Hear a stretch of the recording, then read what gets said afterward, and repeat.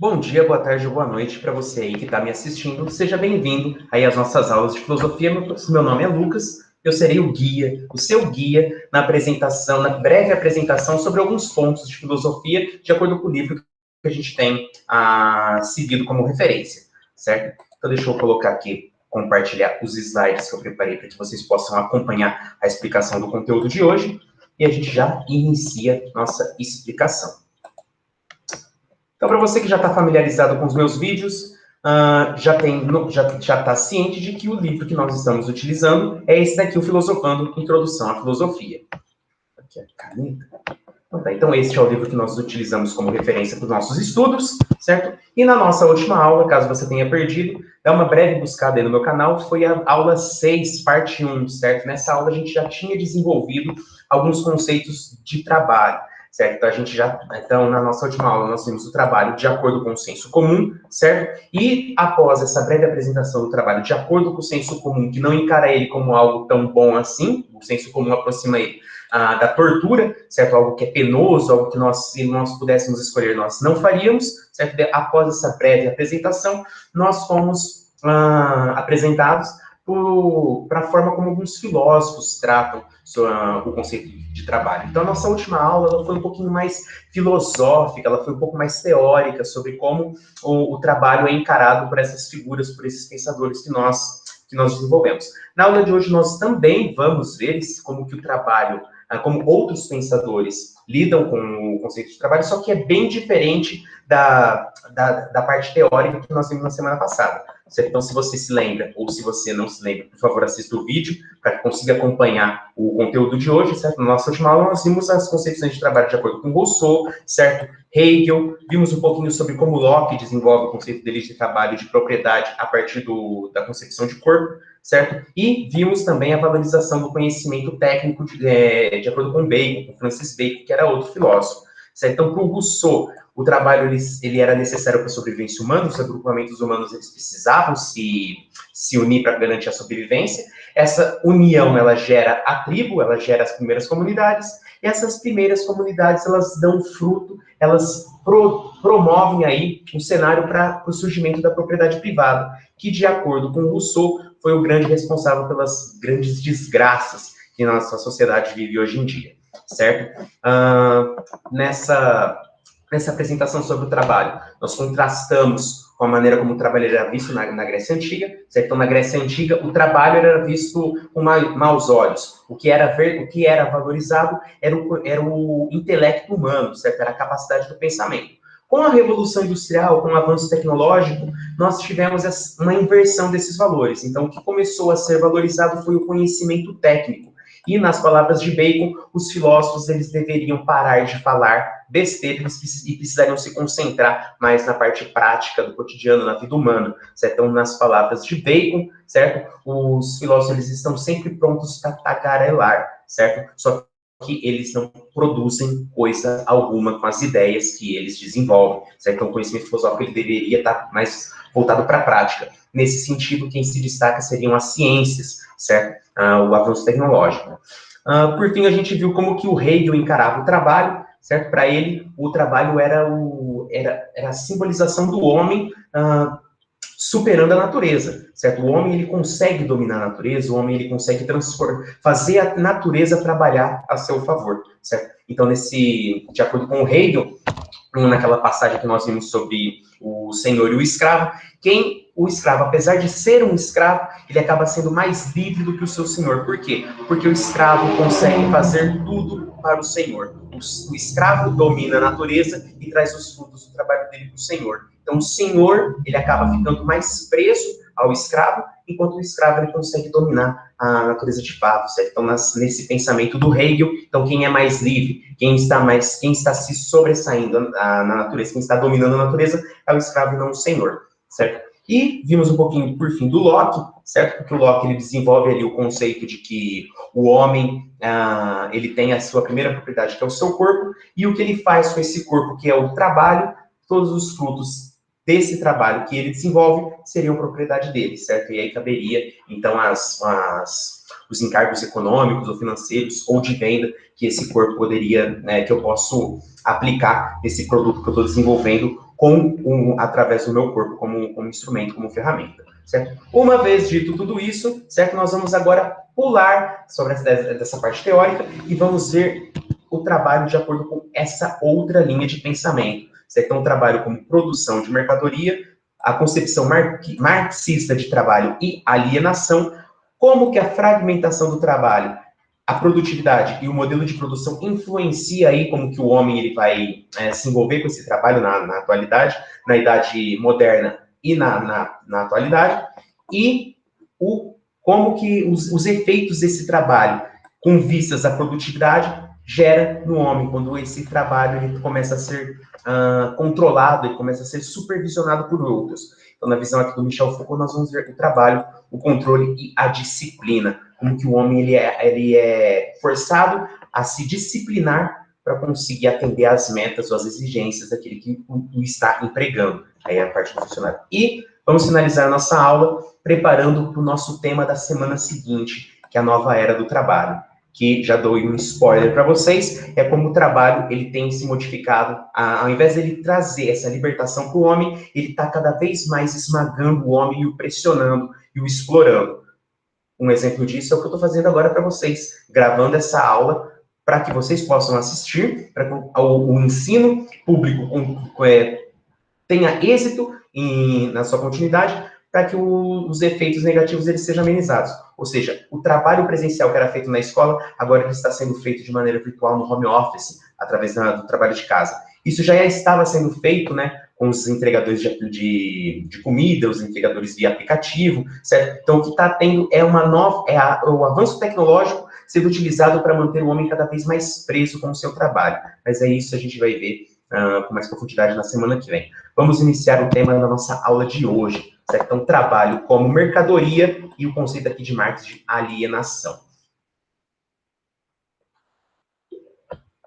Então, na nossa última aula, nós vimos como que os objetos, eles estavam, as máquinas estavam ganhando destaque, elas estavam encantando as pessoas. Eu trouxe o exemplo do tear, desde da primeira versão de tear, até chegar nas versões mais modernas daquela época. Então, já deu para ter uma noção, com o exemplo do tear, como que o avanço tecnológico encantaria as pessoas. Então, imaginando que você precisava fazer, você tinha um trabalho gigantesco, que era o desenvolvimento, que era a produção de roupas, a produção têxtil, na produção, na manufatura, certo? Com o avanço tecnológico, essa máquina começou a ser modificada, ela começou a ser aprimorada, a ponto de conseguir produzir muito mais produtos, muito mais roupas, uma produção têxtil em larga escala, certo? Então, isso já encantava as pessoas que antes estavam presas a produções em escala menor, certo?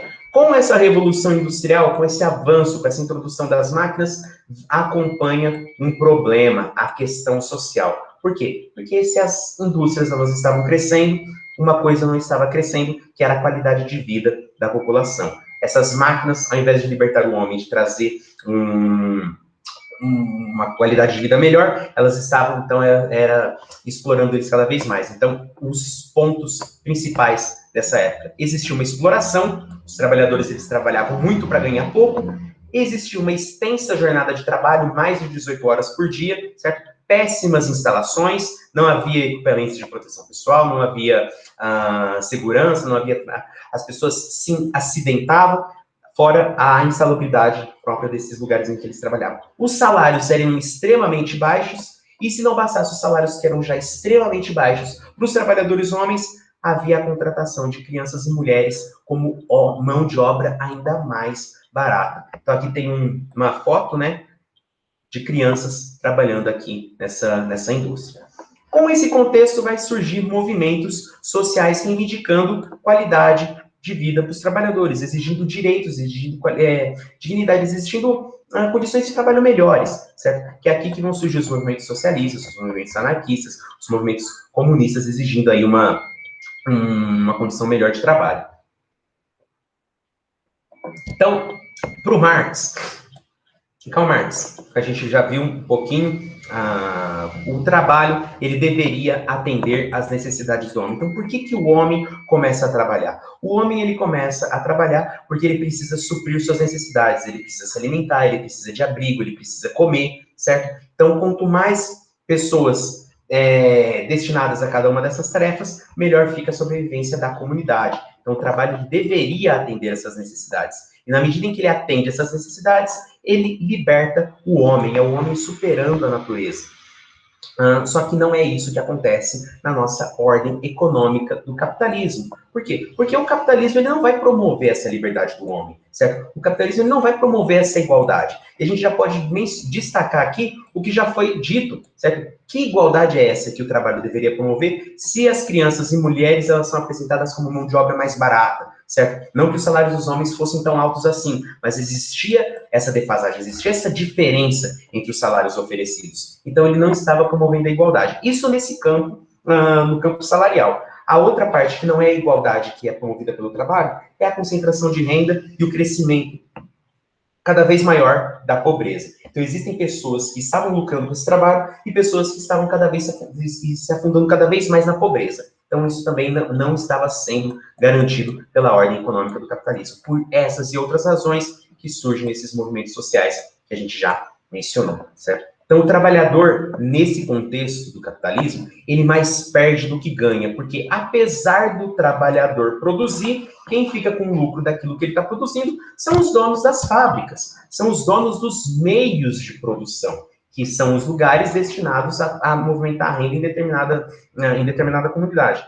O problema é essa exploração. O trabalhador, sim, está produzindo. Existe o dono da propriedade, ele precisa ser mencionado, ele precisa ganhar o seu lugar, só que a exploração que acomete esse trabalhador, ela não deveria se dar dessa forma. A mais-valia, que é a exploração do excedente daquilo que o trabalhador produz, que fica para o patrão, isso estaria errado, de acordo com Marx, uma vez que o avanço tecnológico ele poderia trazer essa igualdade e trazer a injustiça social, mas não é isso que está acontecendo com o nosso amigo capitalismo, certo? O trabalhador, além de tudo isso, ele não escolhe, então a liberdade do trabalhador, dentro desse contexto, ela é ínfima, ela quase não existe. O trabalhador não escolhe o salário que ele vai ganhar, visto que os salários eram baixos, certo?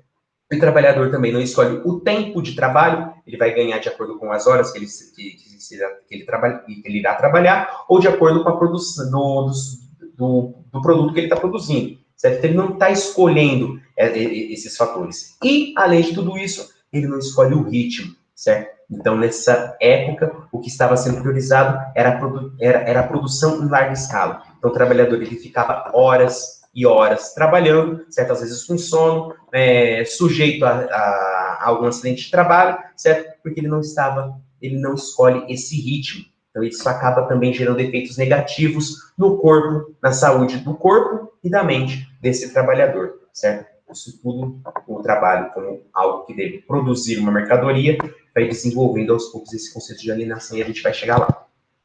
Alienação na produção. O operário, o trabalhador, é quem produz a mercadoria, como a gente já falou. Mas quem fica com o lucro é o dono desses meios de produção. Onde que a alienação entra dentro desse pensamento desenvolvido por Marx, que é esse velhinho aqui muito simpático, parece Papai Noel. Então, alienação, definição de alienação, tornar estranho, perder algo a outro. Certo? Esses conceitos, essa definição, ela também é encontrada dentro da política, da psicologia e na sociologia. Na política, é um direito inalienável. O que é isso? Ele não pode ser transferido. Então, sua liberdade, seu direito à vida, ela não pode ser transferida para outra pessoa, um direito seu, certo? A alienação é quando a gente transfere coisas para outra pessoa, quando a gente perde alguma coisa. Psicologia também é alienação mental, quando a gente perde nossa capacidade cognitiva. E na sociologia, para o Marx, certo? A alienação é o produto, o lucro, o trabalho, o trabalhador, estranhos. Na alienação para o Marx, existe um produto que é produzido pelo trabalhador. Esse produto, ele gera um certo lucro com o trabalho desenvolvido pelo trabalhador, certo? Só que quem fica com esse lucro é o patrão, é o estranho. Então, o trabalhador ele vai perdendo a noção do lucro que ele produz, certo? E ele perde a noção com o trabalho que ele exerce. Então, o trabalhador, ele meio que fica no automático, ele simplesmente desenvolve as suas tarefas, mas ele está entregando aí essas funções para outra pessoa, certo? Principalmente o produto e o lucro fruto desse produto que ele está produzindo. Então, o operário, o trabalhador, ele também acaba se transformando em mercadoria dentro desse processo. Por quê? Porque então o trabalhador ele precisa produzir. Ele precisa produzir muito, esse muito, ele acaba, né, esse muito que ele produz é convertido em produto, esse produto ele vai ser vendido em larga escala, esse produto ele precisa, ele vai possuir um preço, ele vai possuir um valor, e as pessoas elas vão consumir esse produto. Dentro de todo esse mecanismo, quem que parece que é a grande peça-chave de acordo com a economia? O produto que está sendo produzido. Então, o que está sendo valorizado dentro desse sistema é o produto. O produto ele acaba sendo muito mais valorizado do que o próprio trabalhador, certo? Então acaba acontecendo nesse processo do trabalhador que precisa produzir sem pensar sobre aquilo que ele está produzindo e o lucro fruto disso que ele está produzindo, acarreta nisso, que é o fetichismo e reitificação. O que é o fetichismo? O fetichismo é quando a mercadoria parece que ganha vida, quando ela começa a ter uma valorização demasiado, quando o objeto produzido vale mais do que aqueles que o produzem, certo? O exemplo que a gente pode falar quando o objeto ele vale mais do que aquele que produz, ou mais do que a vida humana, é quando a gente pensa de maneira irracional, quando desejamos agir com violência com aqueles que tiram os produtos da gente, aqueles que roubam os nossos objetos particulares, certo? Então, a gente acaba dando muito mais peso aos objetos do que aos seres humanos. Dentro desse esquema, da pessoa que é impelida a roubar, que precisa roubar o mercado, precisa roubar algo para se alimentar, e ela acaba cumprindo uma pena de acordo com aquele objeto que ela roubou, o que está acontecendo? A gente está valorizando o objeto que ela não deveria ter roubado. Quando o que nós deveríamos pensar era o contexto social que fez essa pessoa agir dessa forma. Se ela roubou para se alimentar, então o que está de errado é com essa desigualdade que existe, e a pessoa não está conseguindo ter acesso ao seu trabalho, ela não está conseguindo ter acesso à dignidade, e ela acaba vendo a única saída aí, que é o roubo de algo para tentar se alimentar, certo? Isso é um exemplo bem exagerado, mas dá para a gente ter uma noção como ocorre aí o fetichismo, quando a gente valoriza mais o produto do que as pessoas. Isso acontece também com marcas de aparelhos, quando a gente deseja, quando a gente acaba pagando muito mais por alguma coisa, quando na verdade ela não valeria tanto. Os celulares de hoje em dia, por exemplo, as versões que são lançadas anualmente, elas possuem pouca diferença na qualidade da câmera, no quanto que é disponível de memória, certo? Só que a gente está sempre comprando e pagando preços cada vez mais maiores por algo que não deveria ser tão valorizado assim, por algo que não deveria ser fetichizado, certo? Em contrapartida, a gente transforma o homem em coisa. O homem, ele é transformado em mercadoria, porque ele precisa oferecer sua força de trabalho, ele precisa oferecer seu tempo, ele precisa oferecer sua energia para conseguir produzir para o patrão, conseguir produzir para fazer aquilo que, para exercer a função ao qual ele foi trabalhado. Então, o homem, ele fica no papel de coisa. A gente transforma o homem numa coisa que é a coisificação. A reitificação é a transformação do homem em coisa, certo? Dentro desse sistema que Marx critica. Com essa produtividade que a gente vê, então, o trabalho é produzir. Se o homem está trabalhando para produzir e ele acaba não tendo noção disso que ele está produzindo, que ele acaba se alienando, então tem algum mecanismo, tem alguma ferramenta que está tornando isso tudo possível. Como que isso é possível? De acordo para esse carequinha simpático aqui, o Michel Foucault, por causa disso que nós desenvolvemos, a disciplina, certo? Então, com o avanço das fábricas, com as mudanças decorrentes do capitalismo e o nascimento das fábricas, acontece esse controle do trabalho. Então, existem os donos dos meios de produção, existem os donos das fábricas, e eles percebem que os trabalhadores eles podem produzir mais. Como que eles vão produzir mais? De acordo com o plano que eu vou, de acordo com as ideias que eu vou planejar, para que as ações deles visem a maior produtividade possível, certo? E isso se dará pela disciplina que os patrões, que os intelectuais irão aplicar no modelo de produtividade. Então, Michel Foucault, ele desenvolveu um método de investigação histórica e filosófica chamada de genealogia, onde a gente onde o que está em jogo é a tentativa de entender alguns conceitos, algumas ideias que nós temos hoje, de acordo com a origem, de acordo com a origem dessas ideias. Um exemplo pode ser a noção de controle do trabalho, que é o que nós vamos ver, ou no caso que ele estuda também, que é a loucura, que é a esquizofrenia, como ela era vista na Idade Média e como que ela é vista hoje. Então, Foucault, ele analisa a história para tentar trazer para a gente toda a bagagem que determinado conceito, que determinada ideia, que determinado pensamento possui, certo? Ele vai se encarregar de estudar as instituições prisionais, os hospícios, os processos de produção dos saberes que tornam possível o controle. Então, essa é a grande contribuição de Foucault para a filosofia, que é como funciona o controle social. Como que o governo, como que o Estado, como que nós acabamos obedecendo aos mecanismos de controle que são impostos a nós. E às vezes a gente nem tem noção. Mas isso a gente vai ver ainda com muito mais calma ao longo do nosso livro Filosofando. Hoje a gente vai se concentrar mais no desenvolvimento dessa disciplina.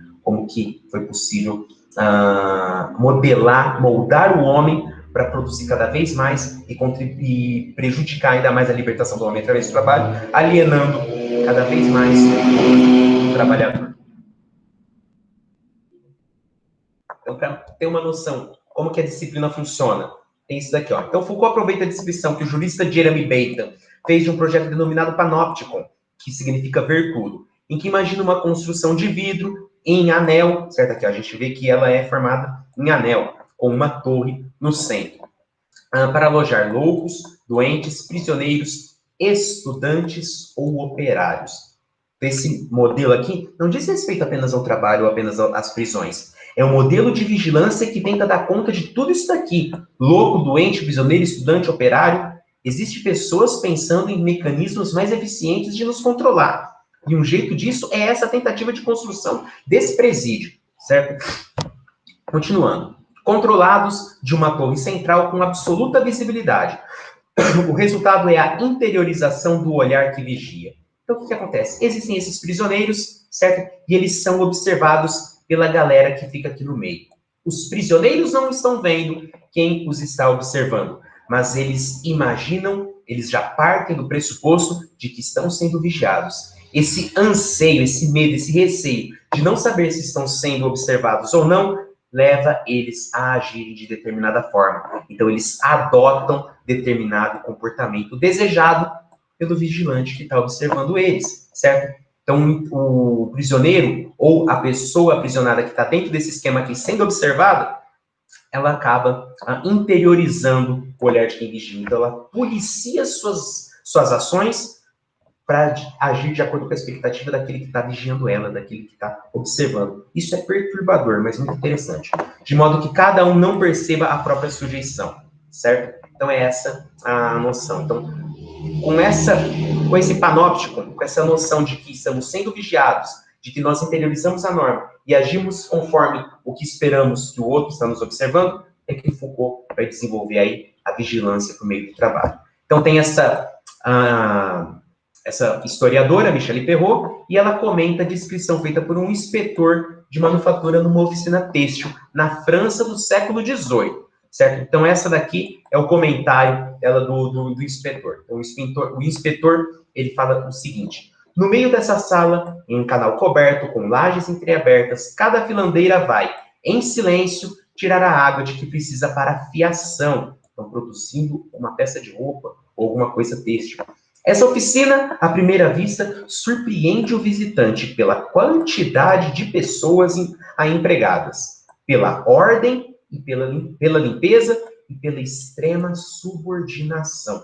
As pessoas são extremamente obedientes, elas se subordinam aos seus chefes hierárquicos, certo? Que aí reina. Contamos 50 roucas duplas ocultadas por 100 fiandeiras e o mesmo tanto de dobradeiras, tão disciplinadas como tropas. Então, existe muita gente nessa indústria têxtil, certo? Todas elas estão em silêncio, surpreende o visitante, tanto pela ordem como pela limpeza e pela subordinação.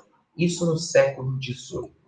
A foto aqui é bem recente e remete ao século XXI. É a mesma situação. Quantidade de pessoas, surpreende pela limpeza, elas estão subordinadas, olhando para baixo para manter a costura, certo? E elas sabem que estão sendo vigiadas. A câmera aqui, provavelmente devem existir outras para vigiar o trabalho que elas estão produzindo. E olha aqui a quantidade produzida por elas, certo? Daqui a gente também percebe a fragmentação. Olha, essa daqui está produzindo amarelos, essa aqui está produzindo brancos, certo? Essa daqui também está produzindo amarelos, essa daqui, certo? Existe uma fragmentação, existe um controle, existe uma produtividade que está sendo encontrada nesta foto que segue as mesmas regras dessa vigilância que o inspetor comentou no século XVIII. Então, o que aconteceu de lá para cá? A tecnologia aumentou, mas a sujeição humana, a submissão humana, o controle, ele permanece. Acho que, pelo contrário, ele deve ter ainda ficado, ele ficou ainda mais sofisticado. As pessoas, elas estão padronizadas, elas estão de uniforme. Cada elemento dessa foto remete a um mecanismo de controle para manter essas pessoas nessa condição, certo? Então, isso é a nova maneira de trabalhar, que começa lá na indústria do século XVIII, e de lá para cá só se aprimora. Então, esses modelos disciplinares, ele é religioso, por causa do silêncio, e militar. Obedece uma hierarquia, obedece uma disposição em fileiras, certo? A disciplina é mantida pelos supervisores. Então, existem todas essas pessoas que estão trabalhando na produção têxtil e tem aquele que vai supervisionar o serviço e avaliá-lo. Então, vai ver a qualidade do serviço, vai evitar as brigas, vai vigiar a fim de impor obediência às normas, ou seja, se alguém está agindo de maneira imprópria, ele vai lá e vai ter as represas, vai fazer suas represálias. Eles controlam e proíbem determinados comportamentos, o tom da fala, palavras. Antigamente, nas indústrias têxteis, as pessoas cantavam. Então, isso também será abolido com a nova ordem do trabalho que estava sendo introduzida, certo? Nessa mesma época, nós teremos aí o controle pelos horários, que é a tirania do relógio, a entrada, a saída, bater o cartão, certo? Isso também acontece muito hoje na escola em que eu dou aula. Eu preciso, numa das escolas que eu dou aula, eu preciso bater o ponto, que é passar o meu dedo no leitor biométrico, certo? Aquilo lá registra a entrada é a hora da entrada na minha aula, e preciso fazer isso também na saída, certo? Então, se eu passo de 5 minutos de tolerância para não passar meu dedo, eu perco aquela aula. Eu preciso passar meu dedo, eu preciso contar que eu cheguei atrasado, eu não vou receber por aquela aula, porque eu não obedeci aqui a tirania do relógio, certo? Para o meu horário da entrada, tanto também para o meu horário da saída e os intervalos, certo? Esse controle do relógio, ele vai gerar penalidades, que são multas, advertências, suspensões e até mesmo demissões. Então, a gente está vendo como que esse trabalho está ficando mais sofisticado e o controle dele está ficando mais aprimorado. Então, estes métodos que permitem o controle minucioso das operações do corpo que realizam a sujeição. Então, esse método proporciona o controle minucioso das operações do corpo. As pessoas vão começar a tentar ser mais eficazes nos seus gestos. Constantes de sua força, eles impõem uma relação de docilidade e hostilidade. Sabe o que podemos chamar as disciplinas? Muitos processos disciplinares existiam há muito tempo, mas as disciplinas se tornaram, no decorrer do século XVIII e XIX, 17 e 18, fórmulas gerais de dominação. Certo? Então, já existia um certo controle do trabalho antigamente, só que com o avanço tecnológico, isso só será cada vez mais aprimorado. O momento histórico das disciplinas é o momento em que nasce uma arte do corpo humano, que visa não unicamente o aumento de suas habilidades, nem tampouco aprofundar sua sujeição, mas a formação de uma relação que, no mesmo mecanismo, o torna tanto mais obediente quanto mais útil. Então, o que Foucault está falando com a gente aqui nesse trecho? Então, existe está nascendo aí uma disciplina encarregada de compreender os gestos humanos e tentar otimizá-los, tornar eles mais produtivos e mais obedientes, certo? A disciplina fabrica, assim, corpos submissos e exercitados, corpos dóceis, que vão agir de acordo com o fim estabelecido. A disciplina aumenta as forças dos corpos econômicos de utilidade e diminui essas mesmas forças em termos políticos de obediência. Então, tem a consequência positiva para o lucro econômico e a consequência política, que é a obediência, certo? Isso nos leva ao nosso próximo ponto, que é o próprio relógio, certo? Então, de olho no cronômetro. Antes havia os relógios d'água, antes havia os relógios de areia. O tempo fazia parte da natureza, agora é uma abstração, unicamente denunciada por um tic-tac mecânico, como o acionar contínuo de um gatilho numa espécie de roleta russa. Por isso é que os antigos aceitavam mais naturalmente a morte. Então, o que esse trecho está remetendo? A diferença entre o trabalho, o tempo da natureza e o tempo abstrato, certo? Aqui tem um relógio de areia. O que a gente consegue interpretar desse relógio de areia? O relógio de areia, ele não está trabalhando com números, com tempo. Eu sei o tempo que a areia vai demorar para descer. Eu estou vendo ela descer. É a própria natureza encarregada de, pela gravidade, puxar essas areias para baixo e o tempo correr. Isso é a noção mais pura de tempo que eu posso encontrar na natureza, que é o cair aqui da areia na ampulheta, certo? Então, o tempo ele faz parte da natureza. Com o trabalho, com a adoção dos relógios, do cronômetro, isso muda. Então, eu acabo ficando refém do meu tempo, refém do relógio, refém desse tic-tac. Um exemplo, então, que a gente pode ver isso é você tentar observar a natureza e se concentrar no vento balançando as flores, numa folha que está caindo e lentamente chegando ao chão. Esse é o tempo da natureza. Agora, o tempo que nos explora, que nos esmaga, que nos pressiona, é o tempo do nosso relógio, certo? Então, quando você vai colocar o seu despertador para tocar, geralmente ele vai te falar as horas que você tem de sono. E essa parte é muito triste, porque você percebe que o tempo de descanso que você tem é muito curto.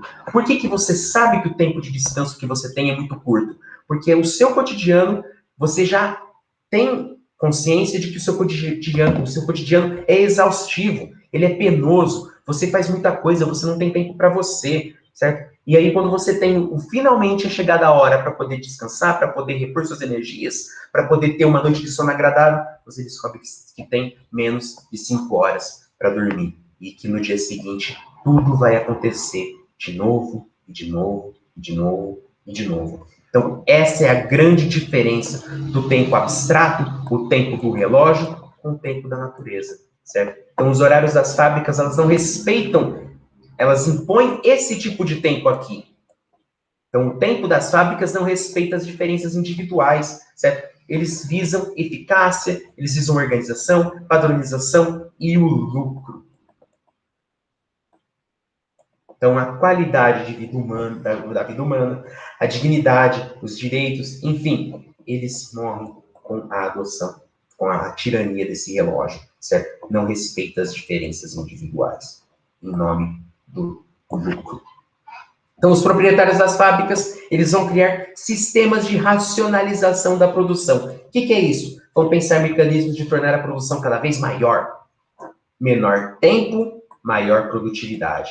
Produzir muito em um tempo bem curto. O trabalho em migalhas. Essa parte estamos iniciando a fragmentação do trabalho. Então, Frederick Taylor, o que ele assumia? Ele já partia do pressuposto de que os operários eles são preguiçosos. Olha só, o cara que é o dono da fábrica falando que os operários que estão produzindo para ele são preguiçosos. Isso é de uma incoerência gigantesca, de uma desumanidade tremenda. Mas, enfim, na perspectiva de patrão dele, ele está plenamente correto em alguns termos, pelo menos. Então, para ele, os operários são preguiçosos. Eles não sabem usar seus gestos de modo econômico. Então, o trabalhador ele acaba se desviando, ele acaba divagando, ele começa a ficar cansado em fazer determinada função, em fazer várias tarefas, certo? Então, ele acaba não produzindo muito, ele não é econômico nos seus gestos. Ele poderia estar produzindo muito mais se fosse orientado para fazer atividades específicas. Então, o que Taylor fez? Ele estabeleceu um controle científico. O que ele fez?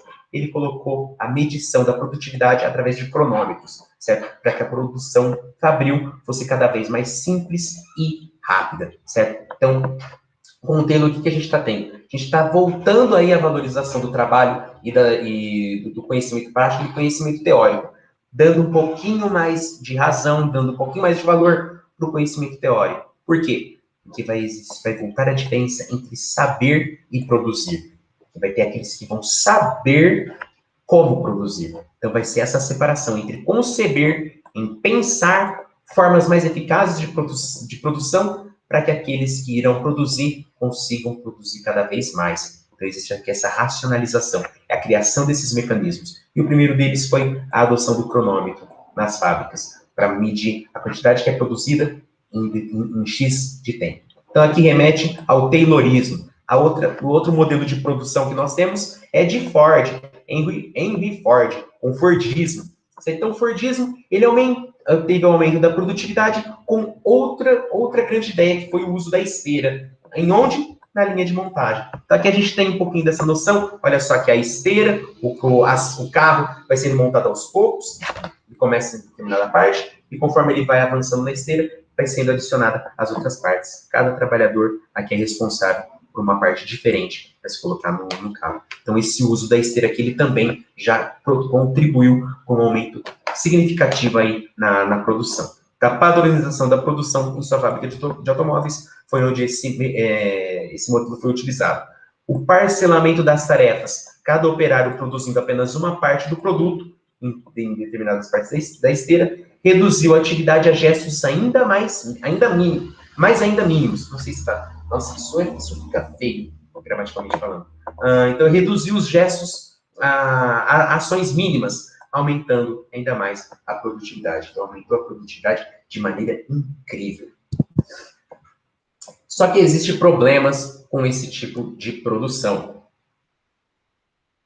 Porque ela é repetitiva, ela é monótona, certo? A monotonia, o trabalho é repetitivo e existe a fragmentação do conhecimento. Então, você vai ter dificuldade de manter os trabalhadores agindo dessa forma por tanto tempo e vai fragmentar o conhecimento. Então, com cada um produzindo uma pequena parcelinha, eles não vão ter noção do todo que estão produzindo. Então, eles vão acreditar que estão fazendo o quê? Não, eu devo ganhar o referente a essa roda que eu coloquei nesse automóvel. Aí o outro colocou a outra roda no automóvel. Então, esse parcelamento da produção vai justificar aí os salários baixos e vai justificar aí o desconhecimento deles na produção do produto todo. E no valor que esse produto vai ganhar quando ele estiver pronto, produzindo aí o lucro que vai ficar todo para o patrão. A fragmentação, ela também gera aí essa alienação do trabalhador não ter noção do produto total que ele está desenvolvendo. O operário perde a noção do todo e conhece o conhecimento prático na fabricação do objeto, certo? Então, o trabalhador ele não vai mais dominar aquilo que ele está produzindo de maneira total, como era feito antigamente. Então, antes nós tínhamos o artesão, que cuidava de todas as etapas da confecção de um produto. Então, o artesão ele possuía mais conhecimento sobre esse produto que ele estava desenvolvendo. O operário da fábrica, não. O operário da fábrica, ele simplesmente saberá como colocar a roda no carro. Essa é a grande contribuição intelectual das fábricas para o conhecimento técnico do homem. Então, ele acaba reduzindo ainda mais essa libertação do homem, fazendo ele ficar preso às pequenas parcelas que ele deve produzir. Certo? Então, isso tudo é a racionalização da produção, certo? Esse planejamento, essa burocracia, ela parece encantadora, mas, na verdade, ela carrega um conteúdo ideológico, que é lucro acima de tudo. O meu lucro acima de todos, certo? Então, o planejamento e a burocracia, eles carregam esse conteúdo ideológico. Então, com essa técnica social, eles dominam o trabalhador, eles modelam o seu pensamento, certo? Eles acabam ficando submissos. Essa técnica de dominação social, ela traz esse conteúdo ideológico, onde o lucro vale mais do que a vida daqueles que estão produzindo, do que o salário digno que aqueles que estão produzindo deveriam receber. Então, não é fácil submeter o operário a esse trabalho rotineiro e repetitivo. E é por isso que a técnica de dominação se mostra tão eficaz, porque ela vai conseguir manter o trabalhador, o operário, nessa condição de submissão, nessa condição de controle, através dessa técnica. Por isso que ela traz aí esse conteúdo ideológico. A pessoa aceita isso, certo? Ela interioriza essas regras, como se deveria ser assim. Então, o Taylorismo, a coação visível, foi substituída por maneiras mais sutis de constrangimento. O que isso significa? Como que o operário vai ficar submisso e acatar as ordens do seu supervisor? Porque essas ordens, essas orientações, vêm de cima, certo? Então, existe um mediador que vai falar com o funcionário e que vai estar trazendo as mensagens do setor de cima. E esse funcionário, ele vai se ver impotente. Ele não é capaz de lutar pelos seus direitos. Ele tem que para ele conversar com a galera de cima, ele precisa conversar com esse cara aqui. E essas mensagens, elas vão ficar impessoais, não vão surtir efeito. O operário, ele se sente distante dos seus superiores e acaba cedendo aí às ordens que estão vindas da autoridade mais próxima, certo? Então, existe o setor do planejamento que vai trazer essas ordens e o operário simplesmente vai acatá-las. certo? Isso também acontece hoje quando a gente tem uma formação do setor do RH ou de outro setor hierárquico do lugar onde a gente trabalha. A gente acaba não se posicionando contra quem nos deu a ordem, geralmente ficamos revoltados com quem nos passou essa mensagem, só que não muda aí o quadro que a gente está reclamando, certo? Então eles tornam essa ordem impessoal e a chance dela ser aceita de maneira mais submissa é bem maior. O operário ele perde sua iniciativa, ele acaba obedecendo essas ordens superiores, e o seu corpo e a sua mente, eles são modelados, ele interioriza essa norma. Daí essa técnica de dominação, essa racionalização da produção. É uma inteligência sendo utilizada para fins nefastos, para manter o homem na sua condição de escravo por meio do trabalho. Então, quais são as consequências? Então, o que nós temos é a produção, é o trabalhador produzindo em larga escala, só que nós precisamos também daqueles que vão consumir esses produtos.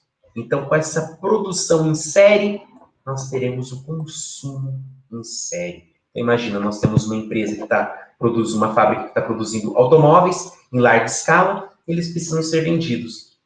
E é aí que chega a publicidade.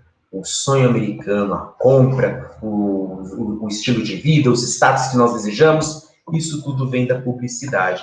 Então, desde aquela época, nós teremos os patrocinadores, aqueles que vão investir na propaganda de que nós precisamos de determinado produto para nos sentir mais completos, para que a nossa vida seja mais feliz. A gente precisa dos objetos materiais para alcançar aí a alegria do momento, certo? Então, essa publicidade vai criar a necessidade do consumo, a necessidade da compra. A gente, às vezes, quantas vezes a gente não acaba comprando alguma coisa e depois pensa, por que eu comprei isso? Eu acabei cedendo aos caprichos do anúncio, aos desejos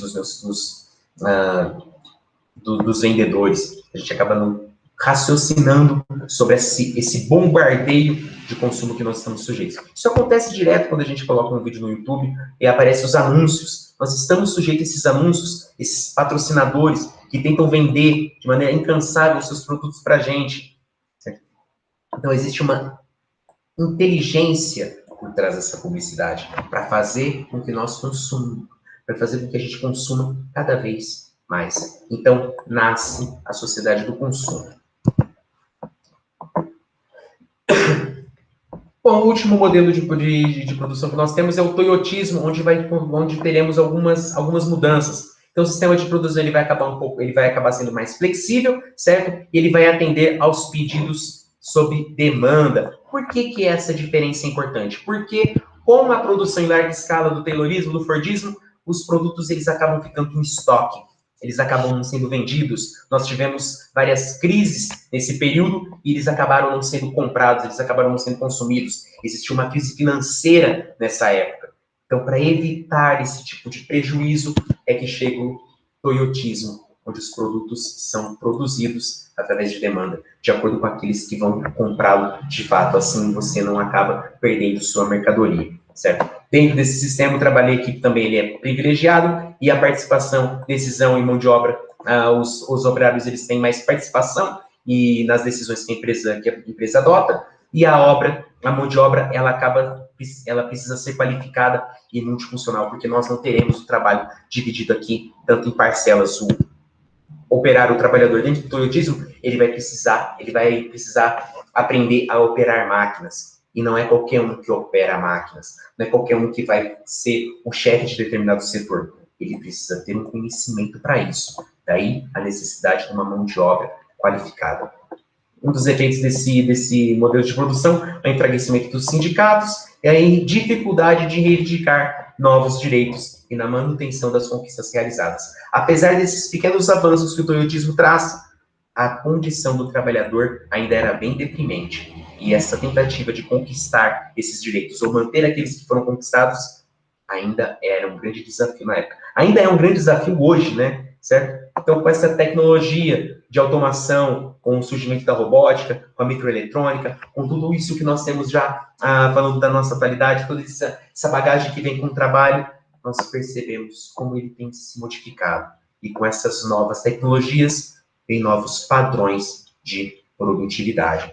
E com esses novos padrões de produtividade, que vai acarretar nisso que nós estamos tendo agora, que é essa aula à distância, essa aula mediada pela tecnologia, onde eu estou trazendo o trabalho que antes era exercido lá fora para dentro da minha casa, onde eu preciso obedecer ao tempo do relógio para dar as minhas aulas, onde eu preciso obedecer o tempo da entrada e da saída das minhas aulas para conseguir garantir e para validar o meu trabalho para vocês, certo? Então, existe uma nova ordem do trabalho.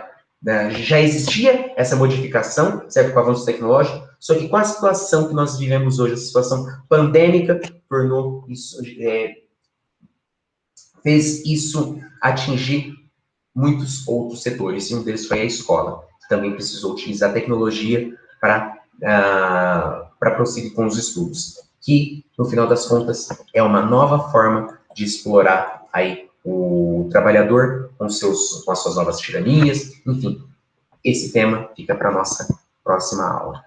Aqui eu trouxe um mapa mental sobre os modelos que nós desenvolvemos, que foram esses, né? Taylorismo, o toyotismo e o fordismo, certo? Esse esquema você depois pode pegar também e utilizar nas suas aulas de história, tá? Com isso, nós finalizamos o nosso conteúdo de hoje, ok? Eu agradeço você que me assistiu até agora, certo? Te espero na semana que vem, onde nós vamos finalizar, ou pelo menos eu pretendo finalizar esse tema bem espinhoso, bem complexo, muito importante, que é o trabalho, certo? Então, até a próxima. Tchau, tchau.